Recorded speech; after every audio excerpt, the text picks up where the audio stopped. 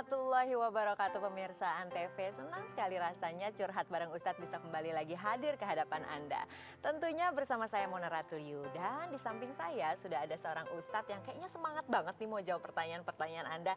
Karena beliau ini sudah hadir sebelum saya datang ke sini. Assalamualaikum Ustadz Wijayanto. Waalaikumsalam. Semangat banget hari ini ya Ustadz ya. Alhamdulillah, itulah kehidupan orang beragama, harus setiap hari membuat semangat-semangat dan pencerahan. Wah, Hari ini harus lebih baik dari hari kemarin. Iya. Ya.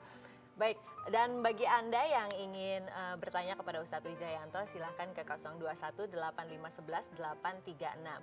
Yang mempunyai mungkin permasalahan yang rasa-rasanya kok agak sulit ya ditemukan jalan keluarnya, langsung saja dikeluarkan ya Ustadz ya, daripada dipendam-pendam, kata-katanya sih bisa jadi penyakit Ustadz. Iya. Benar nggak? Iya, paling nggak jadi jerawat. Baik, dan sekali lagi 021-8511-836. Bagi Anda yang ingin mengirimkan pertanyaan via email juga bisa ke cbu@an.tv ya. Sebelum kita memulai acara kita Ustadz, sebelum kita juga memulai hari, mumpung ada Ustadz nih di sini, boleh dong minta didoain Ustadz. Bismillahirrahmanirrahim. Raditu billahi robba wa bil islami dina wa Muhammadin nabiyya wa rasulah. Rabbi zidni ilma warzuqni fahma. Amin. Mudah-mudahan Allah berikan keberkahan, rezeki yang baik. Mengawali hari kita sudah bicara agama.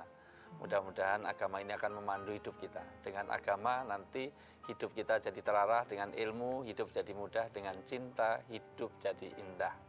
Mudah-mudahan Mbak Mona, kita pagi hari ini memberi semangat dan spirit yang baik kepada pemirsa di rumah dan juga siapa saja yang bisa menangkap siaran kita. Amin ya rabbal alamin. Dan pemirsa, line telepon sudah kami buka di 021-8511-836. Tapi sebelum kami menerima telepon dari Anda, pastinya ada pertanyaan via email seperti biasa yang akan dibawakan oleh si cantik yang pagi-pagi sudah hadir di sini, floor director kita. Hai Dive. Makin cantik aja nih, semakin hari semakin semangat. Ya. Dari siapa? Ini nggak ada namanya, cuman dari blueprints@hotmail.com. Langsung aja dibacain ya. Assalamualaikum warahmatullahi wabarakatuh. Waalaikumsalam. Saya adalah seorang mualaf. Keputusan saya membuat orang tua saya marah besar. Saya diusir dan sekarang saya kos dekat tempat kerja. Sudah hampir 6 bulan tidak kontak dengan orang tua. Saya tidak berani untuk datang ke rumah atau bahkan menelpon. Mereka bilang kalau saya tidak kembali ke agama saya yang dulu, maka saya tidak akan diterima lagi di rumah. Saya tidak kuat menghadapi orang tua saya, tapi ingin berkumpul lagi. Apakah sebaiknya saya pulang ke rumah atau melepaskan keislaman saya? Astagfirullahaladzim.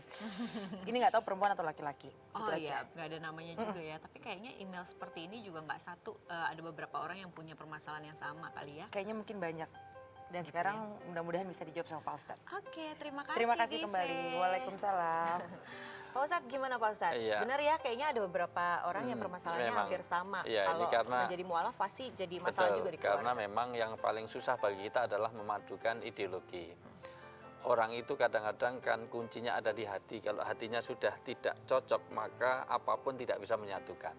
Bahkan di dalam bahasa Persia dikatakan pehledil badmedin. Kalau orang itu hatinya sudah kena, maka semuanya akan jadi kena. Kalau hati ini sudah nggak cocok, maka jarak yang dekat jadi jauh. Tapi kalau hati ini sudah cocok, kadang-kadang jarak jauh jadi dekat. Pertama, saya pikir secara psikologis wajar saja kalau orang tua itu nggak setuju dengan keislaman kita. Karena bagaimana juga orang itu semangatnya ingin satu ideologi, apalagi orang tua kepada anak. Di dalam ayat juga dikatakan walang tardo angkal Yahud wa Nasoro illa tatabi'u millatahum. Sesungguhnya orang-orang Yahudi dan Nasrani ini tidak pernah bisa ridho dan ikhlas kalau kita juga tidak sama-sama dengan dia. Tetapi inilah risiko iman. Kadang iman itu membawa satu pengorbanan atau sacrifice untuk bagaimana memperjuangkannya. Karena tidak semuanya keimanan itu disetujui oleh semua orang. Yang kedua, sebetulnya harus ada jalan kompromi. Karena orang tua yang tidak seide dengan kita, lain agama dengan kita, itu seharusnya bisa kita komunikasikan. Apalagi di Indonesia itu tercover oleh undang-undang. Ada kebebasan untuk beragama. Sehingga saya pikir di Indonesia masih ada tempat untuk beda agama. Apalagi kalau kita bisa berdoa, syukur bisa untuk membuat hidayah. Allahumma hdi qaumi fa innahum la ya'lamun. Ya Allah, berilah hidayah kepada orang tua kami karena mereka tidak mengerti. Yang ketiga ada terapi, yaitu terapi komunal. Artinya bahwa orang Islam di Indonesia ini satu mayoriti, dua kita hidup ini secara jamaah. Kan Mbak yang nanya tadi dari Mbak si Fulana atau Fulan tadi, ya kita nggak tahu namanya, itu hidupnya banyak, kita masih punya komunitas yang lain. Sambil mencari mediasi, artinya cari orang ketiga. Seperti begini nih, orang curhat itu kan bukan sekedar untuk menyelesaikan masalah, tapi mengurangi beban. Ya. Karena secara psikologis orang yang terhambat komunikasinya itu akan ada strain. Strain itu kalau menumpuk, strain itu ketegangan. Kalau itu berkumpul menjadi stres. Stres kalau dikumpulkan terus itu jadi stroke. Ya. Stroke kalau dikumpulkan terus jadi stop. Nah, stop kalau sudah dikumpulkan jadi billahi taufik wal hidayah, Repot ya, Ustaz, inna ya. lillahi wa inna ilaihi raji'un. Jadi perlu kita ada orang yang bisa untuk memediasi kepada orang tua. Bahwa bagaimanapun orang tua adalah orang yang melahirkan kita, tetapi kadang-kadang tidak semua kemauan orang tua harus kita ikuti.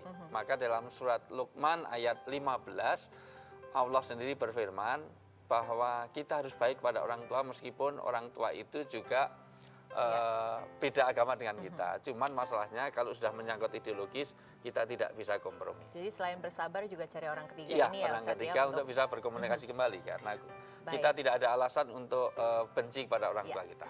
Ya, semoga bisa memberikan kesabaran dan juga jalan keluar untuk Anda ya, siapapun Anda di mana, Mbak atau Mas ya. Dan kami masih menunggu curhat dari Anda, tapi setelah yang berikut ini.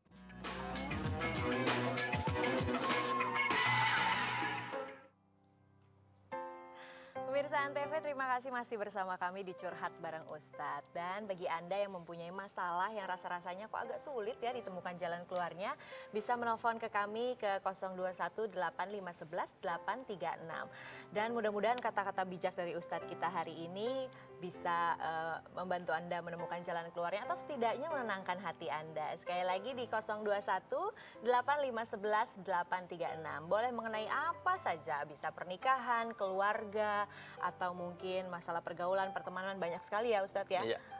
Semuanya bisa Anda tanyakan di sini dan semoga nanti jawaban-jawaban dari Ustadz Wijayanto bisa ya setidaknya meringankan beban lah Ustadz Insya ya. Allah ya, karena itu di dalam tradisi Islam ada namanya sahabat. Sahabat itu orang yang selalu bersuhbah, orang yang selalu nempel kepada Rasulullah karena selalu ada masalah. Kulikal insana fi kabad, sesungguhnya manusia itu dilahirkan dalam keadaan punya masalah. Makanya biasanya kelahiran ditandai dengan menangis. Jarang orang lahir kok terus tertawa, jarang. Gitu, ya. Baik, sudah ada telepon yang masuk. Assalamualaikum. Halo. Waalaikumsalam. Ya, dari siapa, Mas? Assalamualaikum, dari Rahman. Waalaikumsalam. Dari Rahman. Rahman. Waalaikumsalam. Rahman. Ya, silahkan Ya. Mas Rahman langsung. Iya. Pertanyaannya? Ini. Assalamualaikum Pak Ustadz. Waalaikumsalam Mas Rahman. Gimana kabar? Baik, alhamdulillah. Aman, terkendali, sehat, alhamdulillah. Yuk. Nah, ini Pak Ustadz, saya mau bertanya soal taubat yang Iya. sesungguhnya Taubat. Pak Ustadz. Yuk. Sedangkan saya sudah berusaha sholat, tapi tetap aja mengerjakan yang yaitu berbohong ataupun ya Ya. macam-macam yang lainnya lah Pak Ustadz. Saya ingin Ya, tahu ya. soal taubat yang sesungguhnya. Yang Ya. mau ditanyakan Mas Rahman? Ya, tobat yang sungguhnya. Oh, Yang seperti tobat apa nasuh. Ya. tobat yang sesungguhnya? Oke, baik, langsung Ustaz. Pada prinsipnya orang bertobat itu 4 hal yang harus dilakukan. 4 langkah ini yang disebut dengan taubatan nasuha. Tobat yang benar-benar, kalau orang Jawa bilang bukan kapok lombok. Kapok lombok itu sekarang kepedesan tapi besok Makan makan lagi. lagi. Itu namanya mengulang-ulang satu kesalahan. Pertama, atau batu alaumu. Tobat itu adalah penyesalan. Jadi bohong kalau orang bertobat nggak ada penyesalan. Maka biasanya ditandai dengan tetesan air mata. Di dalam satu nasihat para ulama, sa'atain, qataratain, raqatain. Jam 2 malam 2 rakaat dengan 2 tetes air mata penyesalan dosa itu bisa memadamkan api neraka, yang api neraka itu tidak bisa dipadamkan oleh 7 lautan di Tanjung Priok, boleh kita ambil semua, itu tidak bisa padam. Yang kedua, tobat itu harus dilakukan dengan janji setia atau ikrar untuk tidak mengulangi. Jangan jadi tomat, sekarang tobat besok kumat. Itu banyak, biasa ada istilah haji tomat. Berangkat haji dia suka beli nomor, begitu pulang malah jadi bandar. Itu namanya dia bukan tobat yang benar-benar. Yang ketiga, istighfar. Di dalam surat Al-Anfal ayat 33 Allah berfirman bahwa orang-orang wa makana yu'adzibahum wa hum yastaghfirun.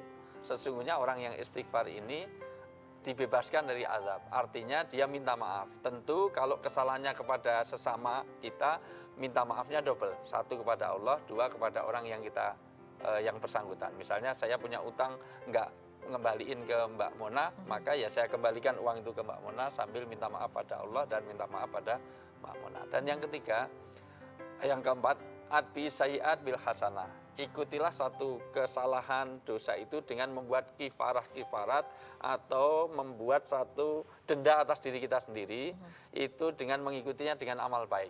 Karena memang orang Islam harus progres. Latar kabuna atau bak, manusia harus meningkat setingkat demi setingkat menjadi lebih baik. Oke lah, kalau memang bertahap, kemarin itu saya suka berbohong, sehari itu bohongnya 6 kali. Mulai besok harus ditingkatkan, bukan jadi 10 kali, maksud saya menjadi dikurangi lah, 4 kali, 3 kali, 1 kali. Nah bagaimana sudah sholat, sudah itu. Nah sekarang kita maknai bagaimana sholat itu membawa sifat-sifat sholat keluar sholat. Kalau kita sudah melakukan dosa, sudah kita tutup dengan sholat, maka tugas kita sekarang adalah bagaimana sifat sholat itu kita bawa keluar sholat. Nah, makanya yang jadi susah dalam orang sholat bukan mengerjakan sholat, tapi mewujudkan, itu ya, merealisasikan bagaimana sholat itu bisa tanha anil faksai wal mungkar. Yaitu sholat yang membawa pencegahan kepada yang keji dan yang mungkar. Lebih Nah, pada itu. makna sholat Iya, tersebut ya Ustaz. itulah tobat. Dan yang penting adalah komitmen untuk menjadi lebih baik. Kata New Kid on the Block, step by step. Ya, kita harus Jadi step nggak by masalah step by step ya Ustaz. Iya.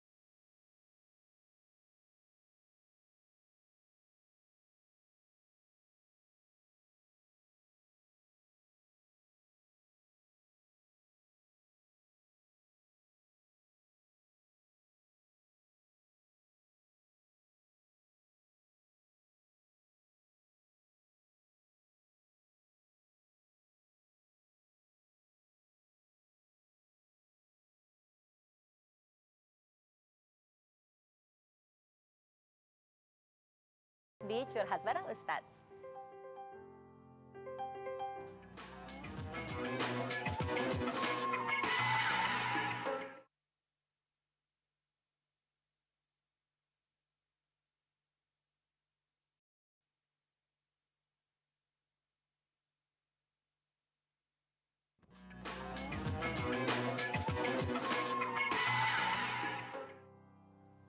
Kembali lagi bersama saya Mona Ratuliu dan di sebelah saya sudah ada Ustadz Wijayanto yang akan menjawab semua pertanyaan Anda. Kembali kami buka line telepon kami di 0218511836.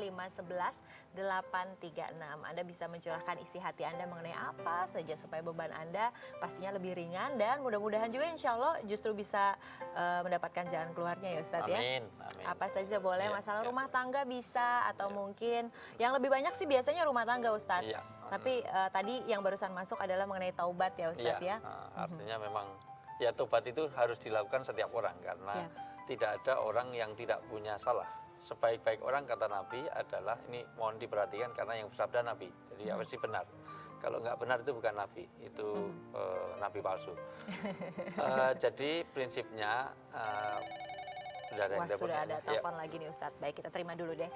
Halo, Assalamualaikum. Assalamualaikum, dengan siapa? Halo. Assalamualaikum. Halo. Halo Ibu, Bapak. Assalamualaikum. Halo. Sudah masuk? Oh, sepertinya masih belum bisa mendengar ya. Ya, cuman mau perkenalan, namanya Tutut. Ya. Tetap. Ya, bagi Anda yang ingin Masih kita menelpon, tunggu, yuk. kami masih menunggu di 021-8511-836. Silahkan Anda menelpon ke sini dan bisa mencurahkan isi hati Anda mengenai apa saja yang tadi sudah ada mengenai taubat. Mungkin juga ingin memberikan tanggapan juga boleh Ustadz. Iya. Jadi mungkin mempunyai Karena kita permasalahan share, yang sama ya, bisa iya. share di sini atau ingin menambahkan bagaimana permasalahan Anda sebelumnya atau mungkin bisa curhat juga. Bisa telepon sekali lagi ke 021-8511-836. Tadi Ustadz Ya, juga udah tenang. bilang bahwa di Islam juga Ya, menganjurkan ya sebaik-baik Ustadz orang untuk itu, mencurahkan iya, isi hati. bagaimana orang itu harus mau ada soulmate, karena dalam bahasa agama namanya walijah. Walijah ini adalah tempat bergantungnya masalah. Maka sekali lagi Rasulullah itu tidak bersama murid, meskipun itu juga murid, tapi disebut dengan sahabat. Sahabat itu orang yang selalu nempel, jadi ada apa-apa saja lapor kepada Rasulullah. Sampai kepada masalah yang kecil untuk pribadi, keluarga, sampai masyarakat, sampai kepada mau metik buah saja, tanya gimana sih cara Islam memetik buah yang benar. Itu aja bisa meringankan Sampai beban ya, mengupas Ustadz. buah, itu tanyakan. Ternyata Rasulullah memberi nasihat beda. Mengupas buah kita itu ternyata keliru menurut Islam. Sering ke depan, karena kalau depan itu membahayakan orang lain. Ternyata kalau benar itu ke belakang. Ke belakang. Wah, Sehingga chef-chef yang di iya, hotel-hotel juga berarti. Iya, seharusnya memang itu yang tidak pernah kita gali. Nah, ternyata yang begitu aja ada syariatnya. Oke. Baik.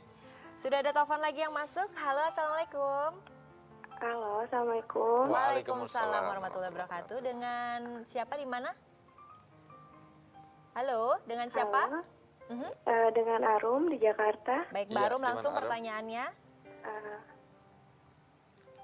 Ya, singkat Mbak Arum, be- langsung pertanyaannya. Begini, saya kan ngehidupin Allah.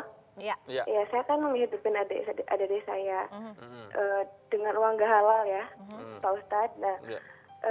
dan saya seorang manusia, saya tuh pengen gitu, hidup saya tuh ya gak terbebani dengan adik saya. Saya tinggalin adik saya gitu.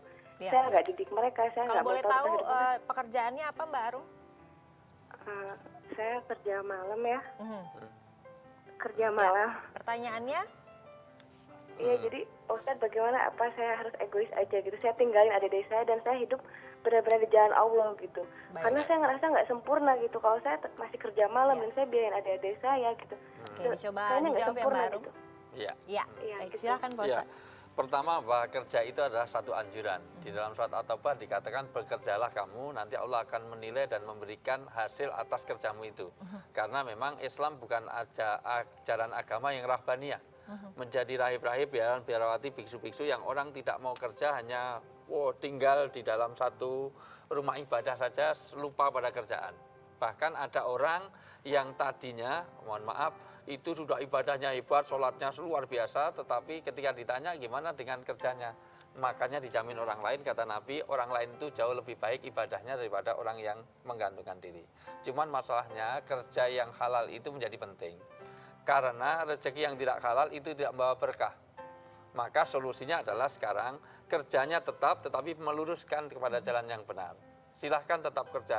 Tidak semua kerja malam itu. Banyak FD kita kameramen ini kerjanya malam. Dari malam udah di sini. Tapi kan kerja malam tidak mesti menyimpang dari aturan agama.